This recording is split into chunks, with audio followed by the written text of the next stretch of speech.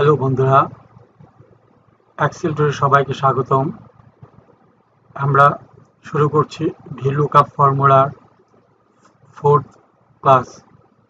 আমরা ভিলুকআপের যে serial video শুরু করছি তার আজকে 4th ক্লাস। ইতিমধ্যে হয়তো আপনারা ভিলুকআপের 3টি ক্লাস দেখেছেন।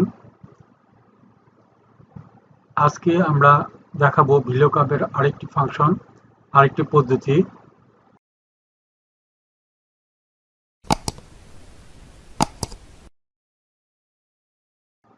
আমরা এর আগে ভিলুকআপের মাধ্যমে কিভাবে কলামকে কপি পেস্ট করে ভিলুকআপের সূত্র পেস্ট করে তার ফাংশন কাজে লাগানো যায়। আজকে আমরা দেখাবো কিভাবে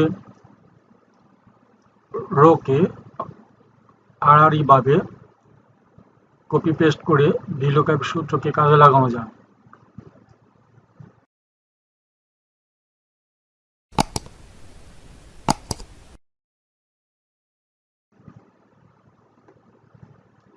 অর্থাৎ আগে দেখাইছিলাম রো ফাংশন, আজকে দেখাবো কলাম ফাংশন। কলাম ফাংশনের মাধ্যমে কিভাবে ভিলুকআপকে কপি করে পেস্ট করে সূত্রগুলি ইজিলি কাজে লাগানো যায়, কোনো এরর দেবে না। এর জন্য আমরা ব্যবহার করছি এই ডকুমেন্টসটিকে, এই টেবিলটিকে। আমরা সূত্র লিখব এখানে।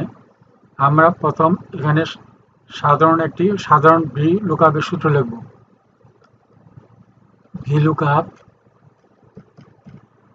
ভিলুকআপ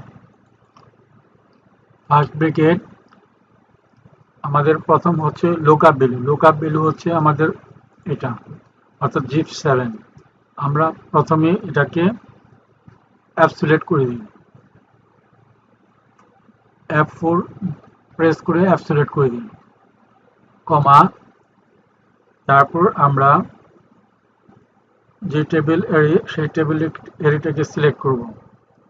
আমাদের টেবিল এরে হচ্ছে এই পর্যন্ত। এই টেবিল এরেকে আমরা এর আগে দেখিয়েছিলাম। আমরা টেবিল এরিয়াকে নাম দিয়েছিলাম, এই সেল নাম দিয়েছিলাম এই সেল, তারপর কমা, অথবা আমরা যদি সেল না দিয়ে এটাকে যদি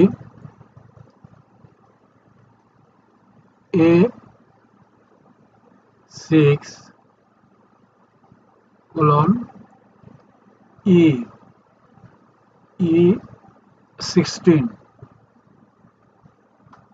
তাও হবে। অর্থাৎ আমরা এখানে এই A6 থেকে E16 পর্যন্ত টেবিলকে সিলেক্ট করলাম। যদি আমরা এভাবে দিতে পারি, এভাবে দেওয়ার পরও এটাকে আমরা অ্যাবসলিউট বা লক করতে হবে। তাহলে আমরা F4 প্রেস করে লক করে দেব, তারপর কমা।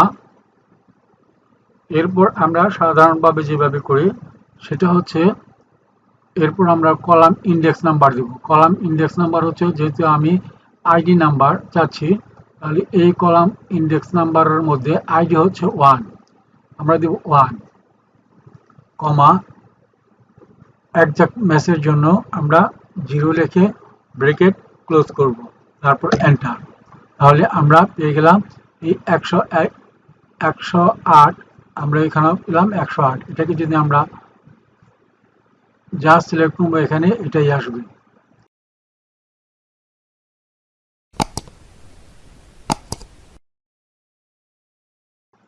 আমরা ড্রপ ডাউন আগে কিভাবে ড্রপ ডাউন করতে হয় তা আমরা শিখেছি।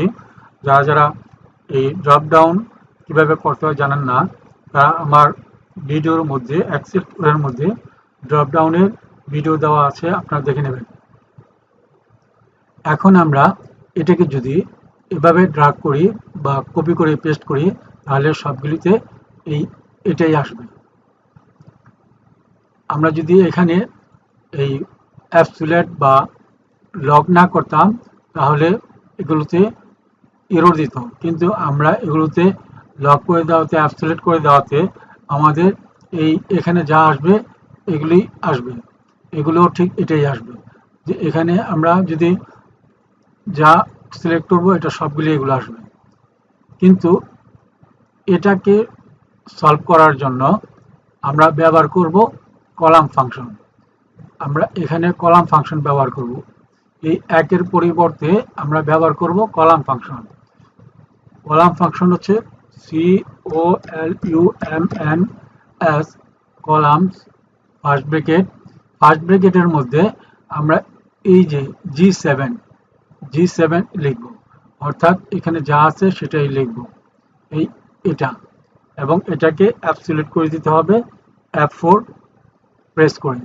তারপর আমরা দেব কোলন, এটাকে আমরা F4 দিয়ে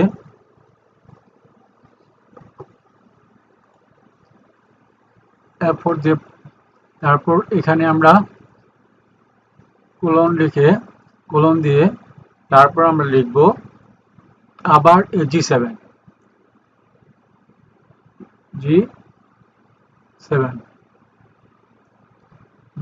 তারপর ব্রেকেট দেব, তারপর যা আছে তাই এন্টার।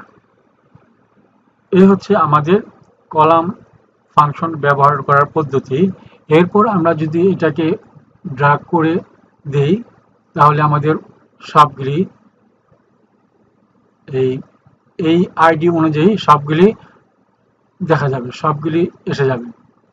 এই সূত্রকে তখন আমাদের এই কোনো এরর না দেখে এই সূত্রকে অনুসরণ করে বাকি ডাটাগুলি বসে যাবে।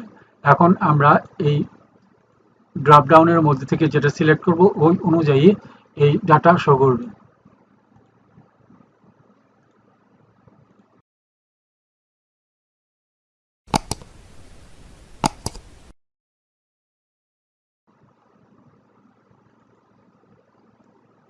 আমরা এখানে প্রথমে আমরা আইডি নাম্বার মধ্যে সূত্র লিখেছি VLOOKUP G7 মানে এই যেটা ড্রপ ডাউন, অর্থাৎ এখানে আমি এই আইডি নাম্বার ইনপুট দেব, তাহলে এইটা হচ্ছে আমাদের VLOOKUP, এটা হচ্ছে আমাদের লুকআপ ভ্যালু, এটা হচ্ছে লুকআপ ভ্যালু। তারপর হচ্ছে আমাদের টেবিল অ্যারে, যেহেতু আমরা ড্রাগ করে নিয়ে যাবো বা কপি পেস্ট করবো সেই জন্য এই দুটাকে আমাদের লক করে দিতে হবে, অর্থাৎ এই লুকআপ ভ্যালু যেটা ওটাকে লক করে দিতে হবে এবং টেবিল অ্যারে যেটা ওটাকে লক করে দিতে হবে।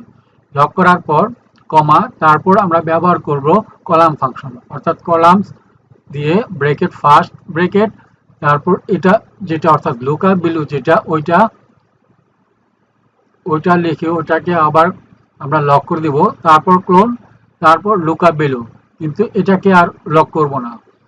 লুকআপ ভ্যালু পরবর্তীটাকে আমরা কোলনের পর যে লুকআপ ভ্যালু এটাকে আর আমরা লক করব না, কারণ এটা এক এক করে বাড়বে, এই জন্য এটা লক করব না, কিন্তু বাকিগুলি বাড়বে না।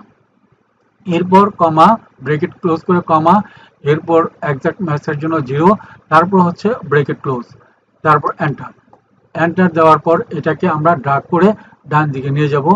তাহলে এই কলাম ফাংশনটির মাধ্যমে এই লুকআপ ভ্যালু সূত্রটি ড্র্যাগ করে পেস্ট করে লেখা যাবে। এখন এই ডান দিকে যত আমাদের ডাটা থাকুক না কেন, আমরা ড্র্যাগ করে এই ডাটাকে আমরা লিখতে পারবো বা করতে পারবো। ফাংশনটিকে কাজে লাগিয়ে আমরা VLOOKUP এর মাধ্যমে বড় একটি ডাটাকে বা বড় একটি কাজকে আমরা অল্প সময়ের মধ্যে সমাধান করতে পারবো।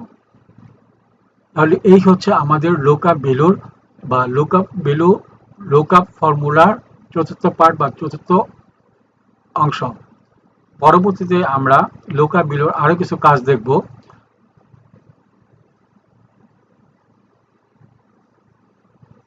বন্ধুরা, যা আমার এই চ্যানেলটিকে সাবস্ক্রাইব করেনি তারা সাবস্ক্রাইব করবেন, এবং যারা সাবস্ক্রাইব করেছেন তাদেরকে জানাই ধন্যবাদ। পরবর্তী ভিডিও দেখার জন্য আমন্ত্রণ রইল।